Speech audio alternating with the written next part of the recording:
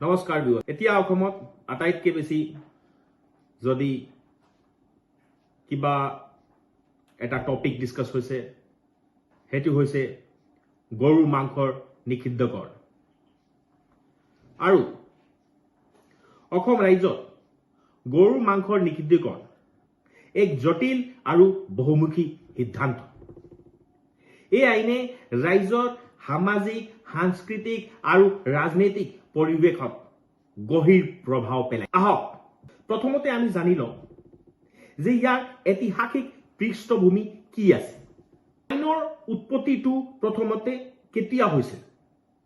ক'ৰ পৰা আহিছিল এই আইনটো মূল আইনটো 1950 চনত প্ৰথমবাৰ বনোৱা হৈছিল গৰু যাতে স্লটাৰ কৰিব নোৱাৰে কোনোবাই আৰু ইয়াৰ মূল লক্ষ্য আছিল গৰুৰ সংৰক্ষণ তাৰ পিছত 2021 চনত সংশোধনী কৰা হ'ল এই আইনটো বৰ্তমান আমাৰ অসমৰ সিএম তেখেত এটা নোটিফিকেশন উলিয়াই আৰু কিছুমান নিয়ম তাতে দি দিছে যৰ পৰা এই আইনটো ভালদৰে যাতে লগোৱা হওক আৰু গৰুৰ সংৰক্ষণ কৰা হওক আমি বহুত ভিডিঅ' এনেকুৱা পাইছো য'ত বহুতে কৈছে এই যি আইন আছে বা গৰু সংৰক্ষণ কৰিবৰ কাৰণে বিজেপি চৰকাৰে যি ষ্টেপছ লৈ আছে সেইবিলাক ল'ব নাপায় আৰু মানুহে কৈ আছে তেখেতসকলে কি খাব কি নাখাব সেইটো লয় কথা সেইটো তেখেতসকলৰ ফাণ্ডামেণ্টেল ৰাইটছ হয় কনষ্টিটিউশ্যন অফ ইণ্ডিয়া ভায়োলেট কৰা হৈছে প্ৰভিজনছ বিলাক ভায়োলেট কৰা হৈছে ৰাইটছ বিলাক ভায়োলেট কৰা হৈছে হেতু বিষয়ত ভিউৱাৰ্ছ মই জনাব বিচাৰো যে কনষ্টিটিউশ্যন অফ ইণ্ডিয়া ভাৰতীয় সংবিধান হেতু আৰ্টিকল 48 টো পঢ়ি ল'ব লাগিব আমি য'ত directive principle of state policy part 4 of constitution of India article 48 এই কনষ্টিটিউশ্যন কিতাবত কি কয় the state shall endeavor to organize agriculture and animal husbandry on modern and scientific lines and shall in particular take steps kihor babe take steps koribo for preserving and improving the breeds comma and aru ki koribo prohibiting the slaughter kihor slaughter of cows and calves and other milch and draught cattle a article 48 or very clearly mention kora hol je state tar mane the ruling government tekhet hokolor duty tahise je tekhet hokole goru সংৰক্ষণ কৰিব লাগিব slaughter কৰিব দিব নালাগিব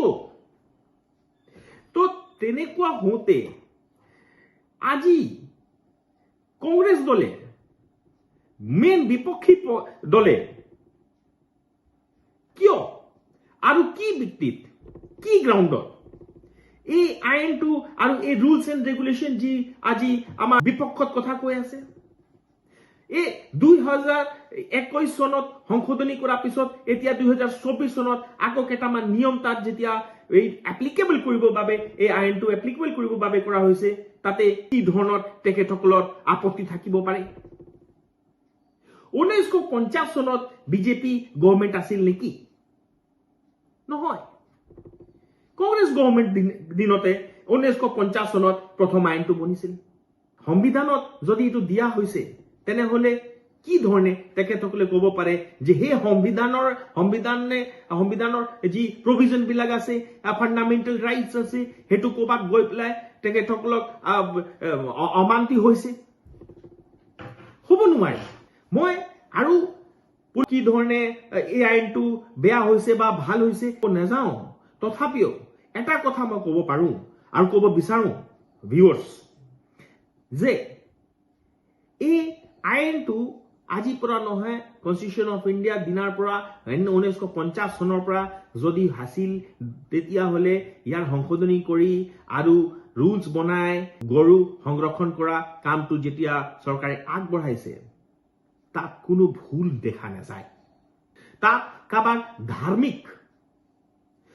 প্ৰিন্সিপলক কতো কোনোৱে violet কৰিবলৈ যোৱা নাই গৰুৰ সম্পূৰ্ণ বধ নিষিদ্ধ কৰি মাংস বিক্ৰী আৰু পৰিবহন বন্ধ কৰি গৰুৰ চামৰি বাণিজ্য নিয়ন্ত্ৰণ কৰি যদি এই চৰকাৰে আগবাঢ়িছে অসমত যদি এই আইনটো এপ্লিকেবল কৰা হৈছে আৰু অকল অসমতে নহয় বিভিন্ন ষ্টেটছত এই ৰাজ্যত এই নিয়ম আছে এই ধৰণৰ আইন আছে তাত কোনো ভুল দেখা নাযায় গৰুৰ সম্পূৰ্ণ বধ নিষিদ্ধ কৰি মাংস বিক্ৰী আৰু পৰিবহন বন্ধ কৰি গৰুৰ চামৰি বাণিজ্য নিয়ন্ত্ৰণ কৰি বা সীমান্তৱৰ্তী সম্প্ৰদায়ক আৰ্থিক প্ৰভাৱ পৰিব ভাবিবলগীয়া কথা ভিউৱাৰ্ছ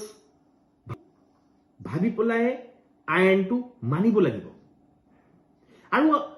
আমি এই আইনটো মনা উচিত মই আগতে কৈ আহিলো অসমৰ গৰুৰ মাংসৰ নিষিদ্ধকৰণ এক জটিল আৰু বহুতান্ত্ৰিক সিদ্ধান্ত এই আইনে কেৱল খাদ্য নিয়ন্ত্ৰণ সীমা পাৰ হৈ ৰাজ্যৰ সামাজিক সাংস্কৃতিক পৰিৱেশক গভীৰভাৱে প্ৰভাৱিত কৰিছে ইয়াত আমি যদি বেলেগ কথালৈ আহোঁ তেনেহলে আমি এটা কথা আৰু বিচাৰো মই আৰু আপোনালোকে জানিব লাগিব যে ধাৰ্মিক দৃষ্টিকোণ কি আছে হিন্দু পৰম্পৰাত গৰুক মাতৃ সদৃশ্য মৰ্যাদা কৰি আহিছে সাংস্কৃতিক বিশ্বাসৰ প্ৰতিফলন হয় গৰুৰ কৃষি কাৰ্যত গুৰুত্ব সবেই জানে এইটো ক'বলগীয়া কথাই নহয় দুগ্ধ উৎপাদন আৰু গৰু থকা মানে পাৰিবাৰিক আৰ্থিক সম্পদ হয় এতিয়া ভাজপা চৰকাৰ দিনত গৰুৰ সংৰক্ষণ নীতি ভাজপা চৰকাৰে আগৰ পৰা লৈ আহিছে আৰু সেই বুলি আজি এইটো আৰু এপ্লিকেবল কৰিব বিচাৰিছে আইন হয় আৰু আইনৰ সবে ৰেসপেক্ট কৰিব লাগে এইটো কোনো আজিকালি বনোৱা আইন নহয় যেনে মই আগতে কৈ আহিলো এইটো একটা আইনটো ৰাষ্ট্ৰীয় ৰাজনীতিক কৌশলটো দেখুৱায় আৰু আমি এই আইনটো বাস্তৱায়ন কৰিবৰ কাৰণে কি কৰিব লাগিব কি প্ৰৱৰ্তন আমি যন্ত্ৰবিলাক কৰিব লাগিব স্থানীয় আইন বাহিনী বনাব লাগিব বিশেষ নিৰীক্ষক দল বনাব লাগিব সম্প্ৰদায়ৰ সজাগতা হ'ব লাগিব থাকিব লাগিব এইটো বিষয়ত জানিবলগীয়া কথা হ'ব যে যদি কোনোবাই এই ধৰণৰ এই এক্টটো 2021 চনত বনোৱা এক্টটো যদি কোনোবাই ভায়োলেট কৰে তাৰ প্ৰভিজনবিলাক ভায়োলেট কৰে তেনেহলে যিটো দণ্ডবিধি দিয়া আছে সেই দণ্ডবিধি প্ৰভাৱশালী হৈছে তাতে 3 বছৰ মিনিমাম পানিশমেন্ট 3 বছৰ আৰু ম্যাক্সিমাম পানিশমেন্ট 8 বছৰলৈকে কাৰাবাস দিয়া আছে তাৰ উপৰি জৰিমনা 3 লাখ টকাৰ পৰা 5 লাখ টকালৈকে দিয়া আছে আৰু যি বাহন আৰু সৰঞ্জাম যিবিলাক থাকিব সেইবিলাক জব্দ হ'ব আইনটোৰ প্ৰতি সন্মান জনাই অসম ৰাজ্যবাসী এই গৰু সংৰক্ষণ কৰা অতি জৰুৰী অতি দৰকাৰী নমস্কাৰ দিৱস